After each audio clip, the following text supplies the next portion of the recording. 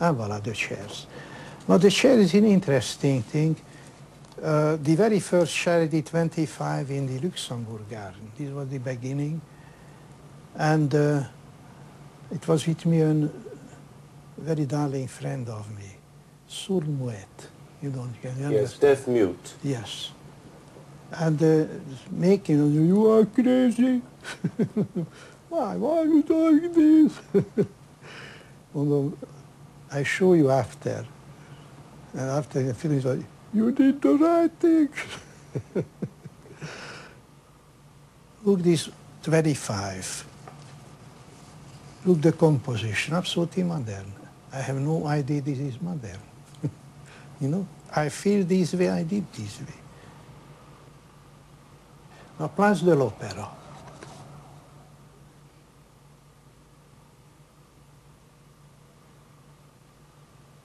Everybody like. I can give you explication why. But really, everybody like.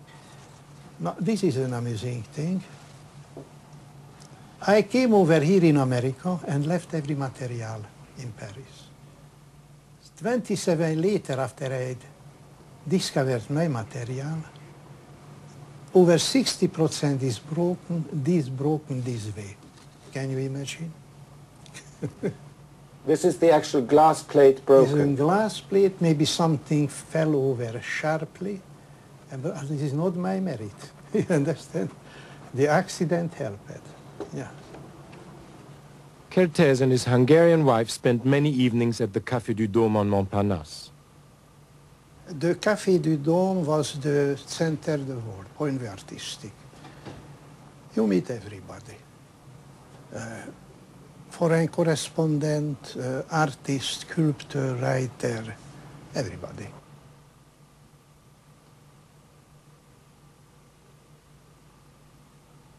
Here he met some of his famous sitters, the painter Vlaminck,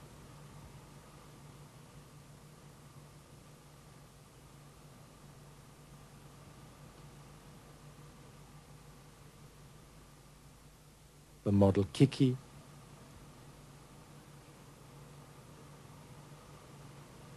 the filmmaker Eisenstein, who had traveled all the way from Russia to meet him, and many others. They all accepted him as an equal and as a friend. Chagall. He was a neighbor of my friend. We was together plenty time, you know, evening too and morning too. You understand? It was a neighbor for my friend. Yeah.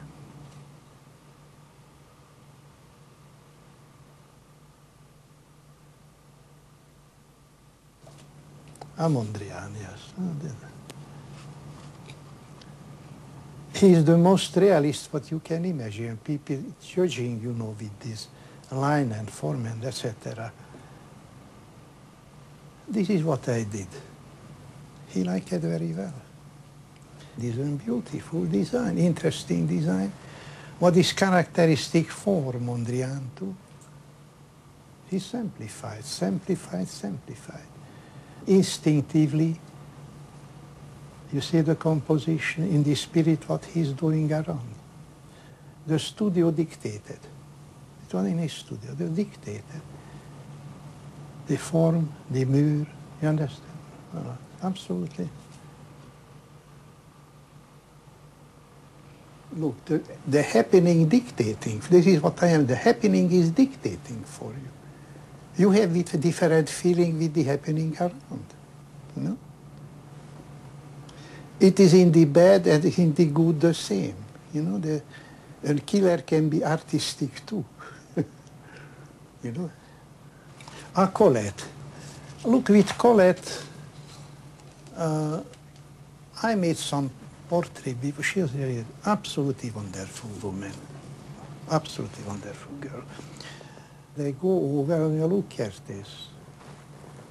Show me what happened. Ironing. How this look? Look very natural. This happening in your life. I don't think other women accept the way this way. How many masks do people wear when they are photographed? How do you get the real face? Oh, the face? you're waiting. I don't like is somebody posing. I like the absolute natural expression. The way I am never making pose or something, you know. Talking and I see it's not all right, I'm waiting. And in the moment is good, I'm doing the shot. But you have to love a person in order to photograph the real person. Look, love or don't love, you are in the job, you understand? And you understand? No feeling, no right, no left. You're working, you're doing. But in the work, you do what you want. Anything what I am doing for myself. If I work at magazine, etc., first myself. If I am not satisfied, I don't give the job. You understand? The subject is not what I want to do. I refuse. This is my angle always, what I want. Here in America, it was desperate. Behind you, 36 editor and giving the instruction, and the photographer lost. You know?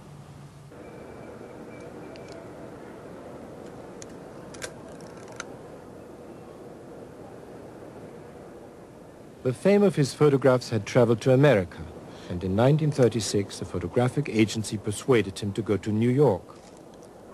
He left behind him a successful career and many close friends.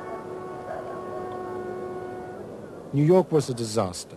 His kind of photography was not understood, and magazines would not print his tender and sober images.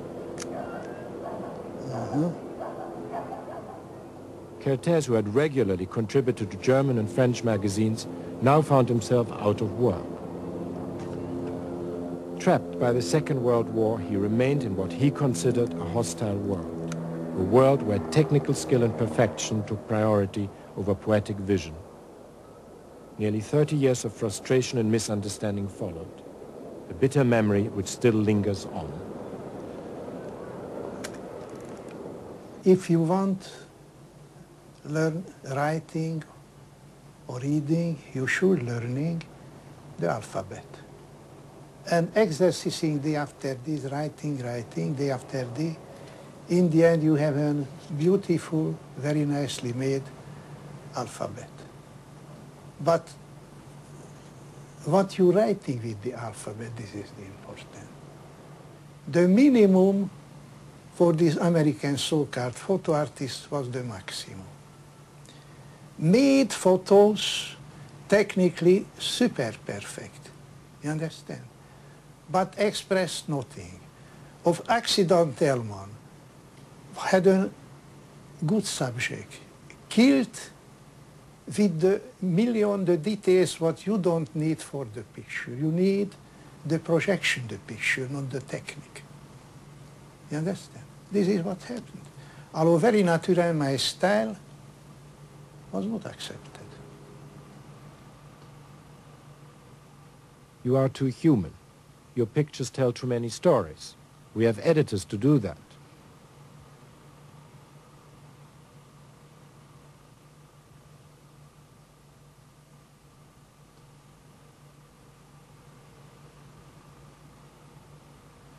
Kertesz's street scenes were considered too sentimental, his nudes too obscene, and the photographs which now fetch high prices and are avidly collected, then piled up in drawers, unpublished.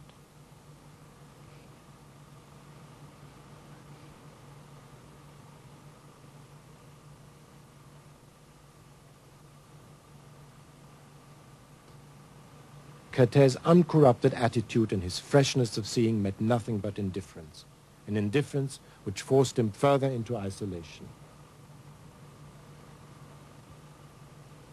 One time I worked here for the American Ballet. I was very unhappy. I can do what I wanted. The very first time I began arranging my light, and this moment a voice, stop! You don't have the right touching the light. Look around, and came out a guy, why, you are not in the union. You know what you mean. This is my light, I am doing my work. You don't have the right, don't touch. I lost my patience. I don't want telling exactly what I'm telling you. Don't look. This is my everyday work, everyday bread. Why you don't cut? Why you want I stop? You eat. I want it too.